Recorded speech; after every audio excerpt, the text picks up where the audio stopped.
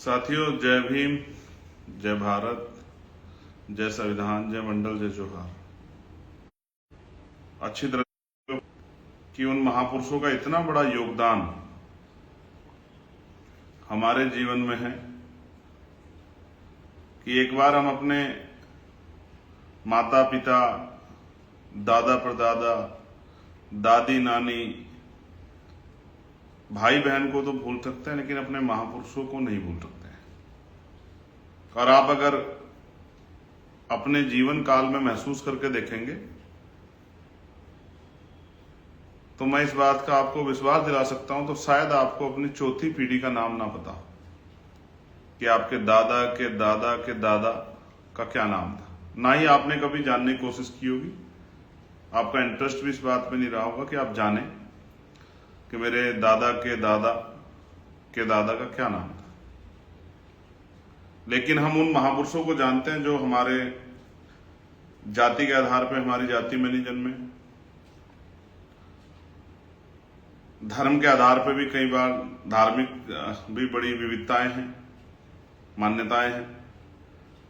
ना हमारी बस्ती के थे, ना हमारे गांव कस्बे के थे, ना जिले के थे, ना प्रदेश के थे। और जब अक्सर हम उनकी पुण्यतिथि पे या उनकी जयंती के अवसर पर जाते हैं, उनके उन स्थलों पे, जन्मस्थलियों पे, तो हजारों हजारों किलोमीटर का फासला हमें दिखाई देता है अपने घर से उनके घर तक। तो इसलिए मैं उन महापुरुषों को याद करता हूं जिनकी एक श्रृंखला है। जो नाम मैं लेता हूं वो नाम भी आप नोट करें। ये महापुरुष को जब तक हम नहीं पढ़ेंगे और उनके जीवन संघर्ष को नहीं पढ़ेंगे तब तक शायद हम मूवमेंट को नहीं चला सकते। और आज मुझे आपसे बहुत महत्वपूर्ण बातें करनी। प्यारे साथियों, मैं शुरू करूंगा महामानव तथागत गौतम बुद्ध से।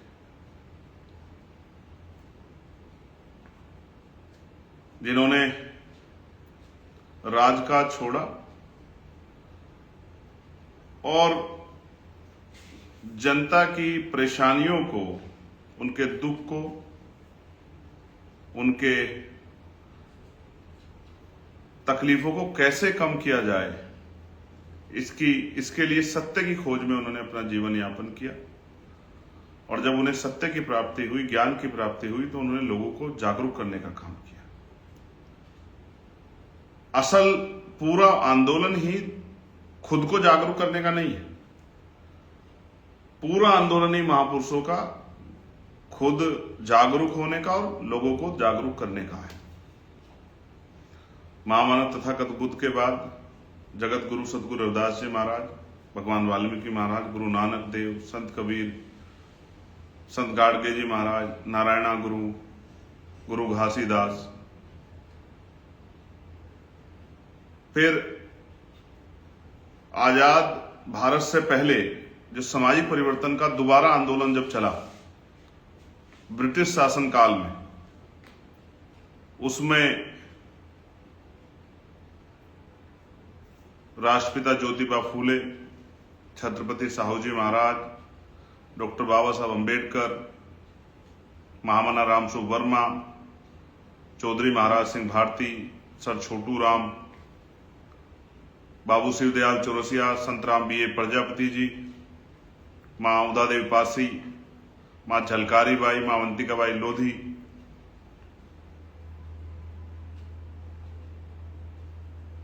बाबू जगदेव प्रसाद कुशवाहा, जननायक कपूरी ठाकुर, बाबू शिवदयाल चौरसिया, मान्यवर दीना भाना वाल्मीकि साहब, विजय कुमार पथिक जी, कोतवाल धन सिंह गुर्जर जी, चौधरी चरण सिंह जी, मान्यवर दीना भाना वाल्मीकि साहब,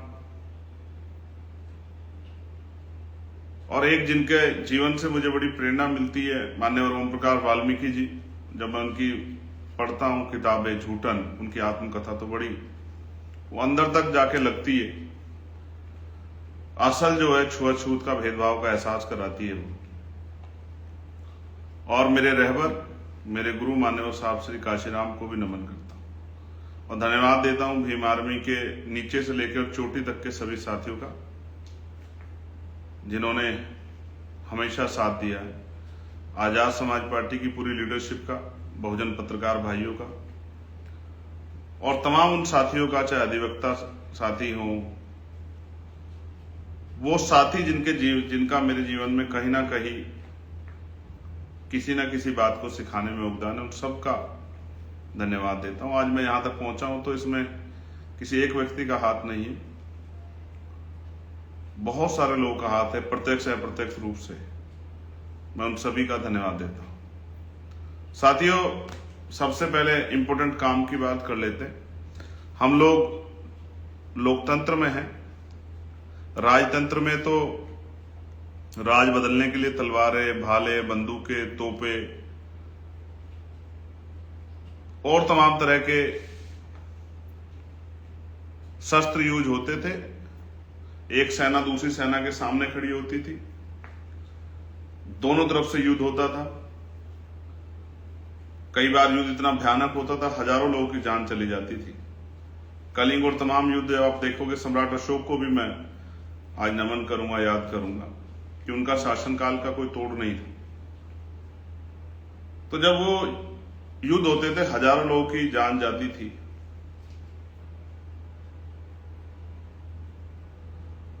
और उसमें बहुत सारी महिलाओं के सर से उनके पति का जो एक आशीर्वाद, प्यार था, वो हट जाता था। बहुत सारे बच्चे जो है उनके माँ बाप चले जाते थे, उनके पिता चले जाते थे। हालांकि हम लोग तो लोकतंत्र में पैदा हुए हैं, संविधानवादी भारत में पैदा हुए हैं, लेकिन जब हम हिस्ट्री को पढ़ते हैं तो ये सब चीजें हमें देखने सुनने को मिलती हैं, जानने को, पढ़ने को, सीखने को मिलती है और हमें हिस्ट्री का ज्ञान होता है। कई क्रांतियां हुई हैं, रूसी क्रांति, फ्रांस की क्रांति, बहुत सारी क्रांतियां भी हैं जिनको हम लोग पढ़ते हैं। भारत में अंग्रेजों के खिलाफ जब गदर शुरू हुआ, उसको भी हम लोग पढ़ते हैं। सामाजिक परिवर्तन के लिए किन किन महापुरुषों ने संघर्ष किया, इसके लिए उन महापुरुषों के नाम मैंने आपके सामने रखे। कुछ महापुरुषों के नाम जैसे माँ फूलन देवी, उनका भी एक संघर्ष है। माँ फातिमा शेख, माँ रमाबाई, माँ सावित्रीबाई फूले, इन वीरांगनाओं का, माओ का भी बहुत बड़ा योगदान है। और मैं तो अपनी माँ के योगदान को भी कम नहीं आंकता, उसका योगदान भी बहुत है। और उस तमाम हर माओ का योगदान है जिन माओ ने अपने बच्चों को इस आंदोलन के लिए प्रेरित किया, और जो पूर्व में जिन माओ ने अपने बच्चों को आंदोलन के लिए समर्पित किया। तो मैं बात कर रहा था राजतंत्र की। राजतंत्र में तो इसी तरह से, या फिर संधियां होती थी, किसी की बड़ी सेना होती, छोटी सेना वाला देश घबरा जाता था, वो हाथ जोड़ लेता था कि साहब हम आपके अधीन काम करेंगे। तो उनके ऊपर कुछ लगान, कुछ टैक्स और लगा के उनको सौंप देता था कि ठीक है चलाओ आप ही, लेकिन ये चीजें हमें देनी है। लेकिन आज हम राजतंत्र की जगह आज हम लोकतंत्र में हैं। राजतंत्र बदल गया। बाबा साहब अम्बेडकर ने जब वोटिंग राइट दिलाया तो कहा कि आज मैंने रानी का पेट चीर दिया है, आज के बाद राजा बैलेट बॉक्स से तैयार होगा, आपकी वोट से तैयार होगा। और जो काम बाबा साहब अम्बेडकर नहीं कर पाए थे पूर्ण रूप से, उसको आगे बढ़ाने का काम मान्यवर काशीराम साहब ने किया। और हम लोग ऋणी हैं उन महापुरुषों के जिन्होंने ये सारे संघर्ष किए। प्यारे साथियों, आज हम लोकतंत्र में हैं और लोकतंत्र में बहुत कुछ नहीं करना है। लोगों को जागरूक करके बटन दबाना या बैलेट पर मोहर लगाने के लिए तैयार करना, एक छोटा सा काम। सोचो अगर आज राजतंत्र होता और आपको राजकाज चाहिए होता और आपको तलवार चलानी पड़ती, बंदूक चलानी पड़ती, तोप चलानी पड़ती, भाले चलाना सीखने पड़ते, ये खरीदने पड़ते, सेना में भर्ती होना पड़ता, तो तब तो क्या होता। अगर लोकतंत्र में जहां सिर्फ वोट से, इवन जैसा मैंने आपको समझा बटन दबाना है या फिर मोहर लगानी, अगर इससे भी हम लोग राजकाज नहीं ले पा रहे हैं तो हमसे अच्छे तो गुलाम है। मुझे बात कहने में कोई हर्ज नहीं। अच्छी बात है कि मैं गुलाम नहीं और हमारे साथी गुलाम नहीं, मैं इस बात को भी स्पष्ट करता हूं। लेकिन प्यारे साथियों, इस आसान काम को करने के लिए कोई एक व्यक्ति पर्याप्त नहीं। अगर ऐसा होता तो बाबा साहब कर लेते, क्योंकि उनके समय में लोकतंत्र आ गया था। ऐसा होता तो माननीय काशीराम साहब कर लेते, बीपी मौर्य साहब कर लेते, बहुत सारे साहब थे हमारे पास जो कर लेते। इसके लिए समाज को ही उठकर खड़ा होना पड़ता है, समाज को ही अपने नेता का हाथ पकड़ना पड़ता है, उसका साथ देना पड़ता है। और समाज तक बात कैसे जाए उसके लिए संगठनात्मक शक्ति जरूरी है। तो मैं आपसे अपील कर रहा हूं, वर्तमान के हालातों को देखकर मैं मानता हूं कि हमें जो घोषणा मैंने 4-5 दिन पहले की थी, हमें वोट रक्षक बनाने, बूथ वॉरियर बनाने, वोट वॉरियर बनाने। एक वार्ड में, चाहे वो शहर का हो या गांव का हो, वार्ड में हमें, जिसके अंदर 200 से 250 वोट होती है, हमें 4 पढ़े लिखे booth warrior, vote warrior, vote रक्षक की जरूरत है। और ये अपील मैं आपसे करता हूं, जो नौजवान मेरी एक आवाज पे झंडा उठाते हैं, मोटरसाइकिल पे जाते हैं, नारा लगाते हैं, रैली करते हैं, आंदोलन करते हैं, तमाम अन्याय होने पे लड़ते हैं, जिनको लाठियां भी खानी पड़ती, जेल भी जाना पड़ता है, मुसीबतें भी काटनी पड़ती हैं, उनमें अपने भाइयों से, और सबसे पहले कर रहा हूं उत्तर प्रदेश के भाइयों से,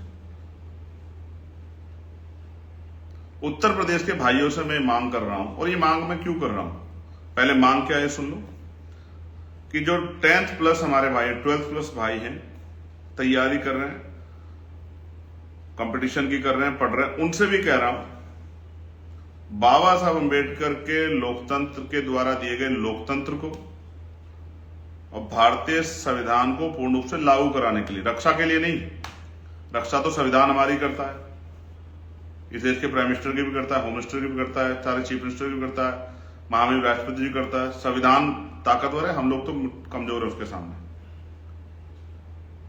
वो संविधान जो देश की भी रक्षा करता है, जिसमें इंस्टीट्यूशन बने, जिसके अंदर सारी एजेंसियां हैं, जिसके अंदर बहुत शक्ति है, उसकी रक्षा के लिए नहीं कह रहा हूं, उस संविधान को पूर्ण रूप से लागू कराने की। क्योंकि जब वो संविधान पूर्ण रूप से लागू होगा, कोई अम्बेडकरवादी कुर्सी पे होगा, तभी बदलाव होंगे, वरना कुर्सी पे तो बहुत लोग आते जाते रहे। तो मेरी डिमांड आपसे ये है, मैं जानता हूं, मैं विदेश गया था, विदेश के साथी मुझे सुनते हैं, और अक्सर मैं जब वहां गया और मीटिंगों में गया तो माओ ने मुझे बताया कि भाई हम तो पार्लियामेंट में देखते रहते हैं, हमने पार्लियामेंट का जो चैनल है संसद टीवी, वो उसको सब्सक्राइब किया है और हम देखते रहते हैं हमारा भाई कब बोलेगा। और प्रदेश भर में भी तमाम बहुत सारे इशू हैं जो आते रहते हैं मेरे पर, लगातार मैं उठाता भी रहता हूं उनको। कल हमारा सम्मेलन है मिर्जापुर में, उसमें मैं जाऊंगा जब सम्मेलन में, तो बताऊंगा कि इस बार मैंने लोकसभा में क्या क्या किया, इस बार के सेशन में मैंने किन किन विषयों पर आवाज उठाई। तो मैं ये बात आपको इसलिए कह रहा हूं, आप मुझसे प्यार करते हैं, मुझ पर जान छिड़कते हैं, मेरे लिए हर चीज को के लिए तैयार रहते हैं, मुझे तमाम तरह से पैसा देते हैं, सहयोग करते हैं, रैली में आके मेरी शक्ति बढ़ाते हैं, तमाम प्रभु सम्मेलन को सफल बना रहे हैं। कुछ ऐसे भी समाज के बुद्धिजीवी हैं जो रिटायर हो गए, घर बैठे हुए, कुछ ऐसे भी जो पुराने मिशनरी हैं, नाराज हो गए किससे, घर बैठे हुए। मैं आम सबसे ये मांग कर रहा हूं कि आओ, उठो, मेरा साथ दो, इस आंदोलन का साथ दो। क्यों, इस पे भी बात करूंगा, लेकिन पहले कि भाई रजिस्टर उठाओ और जिम्मेदारी लो और कहो, लिखो कि मैं अपने वार्ड का बूथ वॉरियर हूं, वार्ड वॉरियर हूं, सॉरी इसको करेक्ट करते हैं, मैं वोट वॉरियर हूं, मैं वोट रक्षक हूं अपने उसका, अपने वार्ड में मैक्सिमम वोटों को तैयार करना, गलत वोटों को हटाना, जो बालिग हो गए हैं, 18 साल पार कर रहे हैं, लोकतंत्र की रक्षा के लिए उनको उनके वोट बनाना, और वोट को आजाद समाज पार्टी के लिए तैयार करने का काम मैं करूंगा। बाकी काम बूथ कमेटी कर लेगी, इलेक्शन के समय उसको लेके जाना, वोट डलवाना, काउंटिंग कराना, वोट पोलिंग एजेंट बनना, वो कर लेगी वो बूथ की टीम। लेकिन आपका काम ये है कि भाई आप उठो, डायरी बनाओ, अपने जिले के विधान, जिसका भी नंबर आपके पास, उसको बोलो कि भाई मैं यहां इस वार्ड में वोट वॉरियर हूं, मैं यहां काम करूंगा और अपने वोट को जिताकर तैयार करके इसकी सारी एक एक वोट की रखवाली करके मैं आपको दूंगा। बस ये मेरी आपसे डिमांड। क्यों? क्योंकि भाई मैं भी थक गया हूं, सुबह उठता हूं, यहां रेप हो गया, यहां हत्या हो गई, यहां लूट हो गया, जमीन छीन ली, यहां मार दिया, पीट दिया, यहां सरकारी कर्मचारी हूं साहब, प्रमोशन नहीं हो रहा है, यहां सर जातिगत उत्पीड़न कर रहे हैं साहब, ये हो गया है सर, ये नहीं हो रहा है, वो नहीं हो रहा है, इतने इतने वो नहीं हो रहे हैं ना, इतने नहीं हो रहे वाली चीजें आती है ना मेरे पास सुबह से शाम तक। मैं इनसे थकता नहीं हूं, काम करने में नहीं मेरा कोई तोड़ है, मैं 18-20 घंटे काम कर सकता हूं, मेरे साथी इस बात को जानते हैं। मैं अगर किसी परेशानी में गिर भी गया, लेट भी गया, तो मैं लेटा लेटा भी, बड़ी बात नहीं कर रहा हूं, लाखों लोगों के काम के लिए कर सकता हूं संघर्ष, ऐसा नहीं है। लेकिन मैं आपसे कह रहा हूं, जब इस देश में लोकतांत्रिक व्यवस्था में सब कुछ जिनके पास पावर होती, जब तक इस हाउस का मेंबर नहीं बना था ना, संसद में नहीं आया था, मुझे नहीं पता था उस तरह से, क्योंकि मैं इसमें नहीं आया था। 1 साल लगा मुझे सीखने में। 1 साल पूरा होने के बाद ये पहला सेशन है जिसमें मैंने देखा, जब मेरी समझ में आया कि यहां बैठ के बनती है विपक्ष। चाहे विपक्ष ने इस बार क्या किया, विपक्ष नारेबाजी करता रहा बेचारा, अपने मुद्दे के लिए एसआईआर पर चर्चा करा, लेकिन सरकार ने अपने जितने भी उनको जो है बिल थे उनको सबको पास करा लिया, जो करना चाहते थे उन्होंने कर लिया।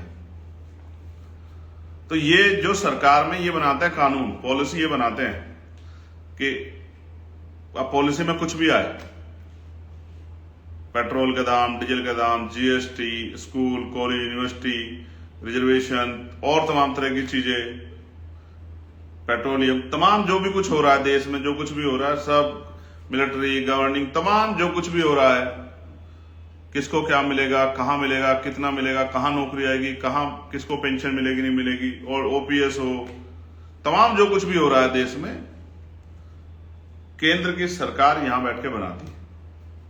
और लोकतंत्र में जिनका वोट है उनका राज होना चाहिए। हम लोग क्या हैं ये हमें अपने अंदर झांकना चाहिए, बहुजन समाज के लोग, एससी एसटी ओबीसी माइनॉरिटी के लोगों को, मुस्लिम भाइयों को अपने गिरवान में झांक के देखना चाहिए कि हम क्या हैं और हम क्या बना पाए।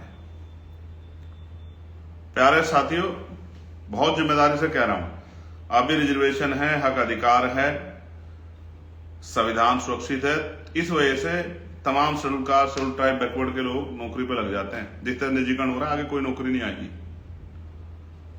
और फिर एक और मार अभी जिसकी तैयारी हो रही है, पहले वर्गीकरण करके हमें बांटने का प्रयास किया गया। हमें पता था कि एक साजिश है, हम चुप रहे और अपने लोगों से कहते रहे कि हमारे भाइयों की हिस्सेदारी का मामला है, हम नहीं लड़ेंगे। लेकिन हम अपने भाइयों को भी कह रहे थे साथ साथ कि देख लेना मिलेगा क्या, क्योंकि जब सरकारी नौकरी रहेगी तो आपको क्या देंगे बांट के वो। और अब वो कह रहे हैं क्रिमिनल लगाएंगे, उनको उनसे तो लड़ लेंगे, आप उसकी चिंता मत करो। ये वचन है मेरा आप लोगों को। वो किस मंशा से ला रहे हैं, जो भी कानून आता है उसके पीछे एक मंशा होती है, और सुप्रीम कोर्ट जो कर रहा है उसकी तरफ हमारी निगाह है, ये बात याद रखें सब लोग। 2 अप्रैल तो छोटा आंदोलन था, उदाहरण बताऊंगा उसका। 2 अप्रैल से 4 गुना बड़ा आंदोलन होगा। ये मेरी चेतावनी भी है और ये मेरा निवेदन भी है आपसे सबसे कह रहा हूं, जो भी इसके पीछे है ना, ये जो करवा रहे हैं सरकार के लोगों, कोई भी हो, उन सबको कह रहा हूं, निवेदन करके कह रहा हूं, ये बात याद रखना। मेरा ये चैलेंज दिया है मैंने, ये आप सबको के अधिकारों की रक्षा के लिए। तो इसलिए मैं आपसे कह रहा हूं भाई, आप मुझसे बहुत उम्मीदें करते हैं। मैं आपको आज एक चीज और कह सकता हूं, मैं आपको ये नहीं कहूंगा कि 2000 रुपए दूंगा, मैं आपको ये नहीं कहूंगा कि आपको 5 किलो राशन दूंगा, नहीं कहूंगा, बिल्कुल नहीं कहूंगा। मैं ये नहीं कहूंगा आपको शराब दूंगा, ये नहीं कहूंगा आपको जो मिठाई दूंगा। लेकिन मैं एक वचन आपको देता हूं, अगर आजाद समाज पार्टी को आपने ताकत दी उत्तर प्रदेश के अंदर, तो 3, 4, 5 चीजें ऐसी हैं जो होंगी, और जो होंगी बस आप लिख लो कि होंगी, करेंगे करेंगे। पहला, शिक्षा व्यवस्था ऐसी करेंगे कि गरीब और अमीर के बच्चों को बराबरी शिक्षा मिलेगी, और गवर्नमेंट स्कूल ऐसा होगा कि प्राइवेट स्कूल में कोई जाएगा नहीं, और इतनी शानदार पढ़ाई कराएंगे। मैंने कहा ना, 2000 रुपए के लिए नहीं कहूंगा 2000 रुपए दूंगा, ये भी नहीं कहूंगा कि 5 किलो राशन दूंगा, लेकिन आपके बच्चों को ऐसी शिक्षा देंगे कि वो 50,000 रुपए की महीने की नौकरी करेगा, 40,000 रुपए की नौकरी करेगा, लाख रुपए की नौकरी करेगा। इतनी शानदार शिक्षा उसको देंगे, क्योंकि 2000 रुपए से गरीबी नहीं दूर होगी आपकी, 5 किलो राशन से गरीबी दूर नहीं होगी। बात ये जो है ना, ये आपको सिर्फ जो है वो कि किस तरह आपका जीवन पूरा हो जाए उसका काम नहीं कर रहे हम लोग। आपके बच्चों को और आपको स्वाभिमान सम्मान का जीवन मिले, सुख सुविधाएं मिले, आपको एहसास हो कि आप इस दुनिया में आए और आपने कुछ सुख सुविधाएं ली हैं, आपने इज्जत की जिंदगी ली है। मैं गारंटी देता हूं ऐसी शिक्षा व्यवस्था करेंगे, ऐसे स्कूल बनाएंगे कि 5 स्टार होटल भी उसके सामने हल्के नजर आएंगे। बच्चा जब बैठेगा तो पढ़ने का माहौल होगा, टीचर होंगे, हर विषय के टीचर होंगे, टीचर में स्टाफ में कोई कमी नहीं होगी और ऐसी पढ़ाई होगी कि लोग याद रखेंगे।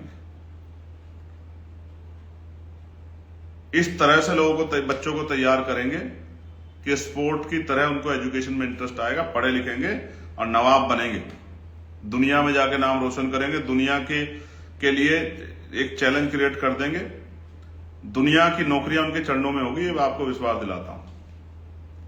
दूसरा, मेडिकल फैसिलिटी जो है, चिकित्सा व्यवस्था इतनी शानदार करेंगे, क्योंकि मेरे पिता ने मेरे हाथों में दम तोड़ा है और मैंने गोली खाई है। ऐसी शानदार करेंगे कि किसी गरीब की जान इलाज की कमी कारण नहीं जाएगी, मेरा आपको वचन है।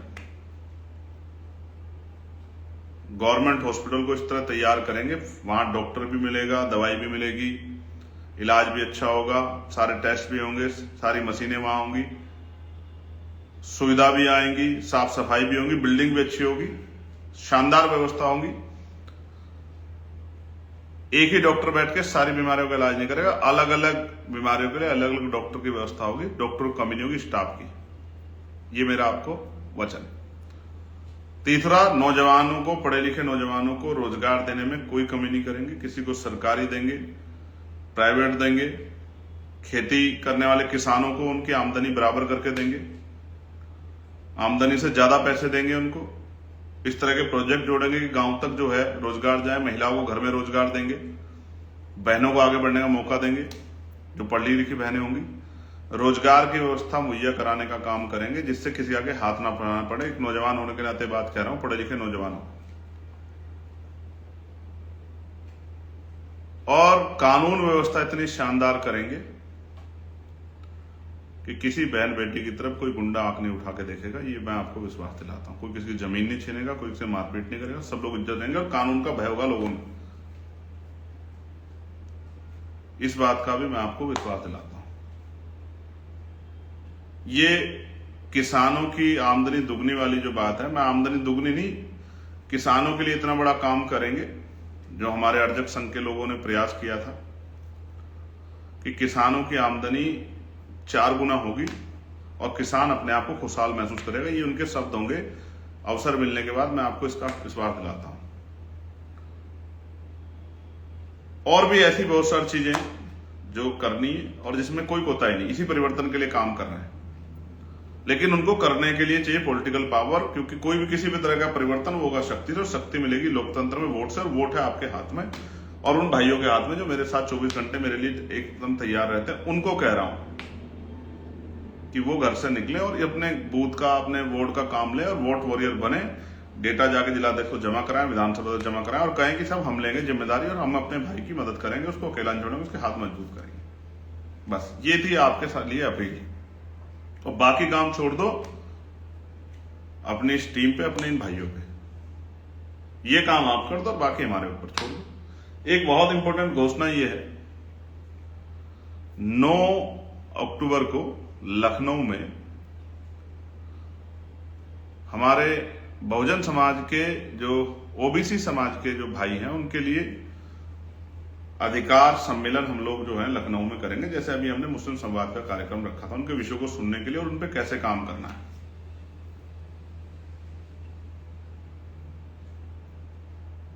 पिछड़ा वर्ग, भाईचारा बनाओ,